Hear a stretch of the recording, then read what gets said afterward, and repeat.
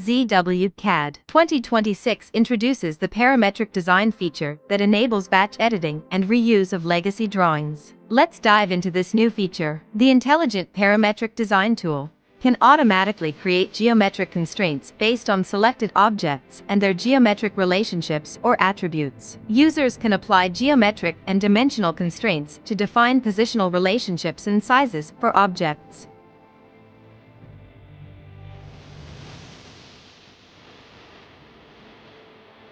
With the Parameters Manager, users can manage parameters including renaming parameters, changing expressions, and creating user parameters.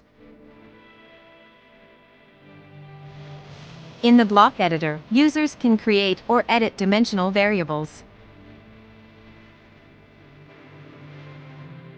and generate parametric flexiblocks by combining operation parameters.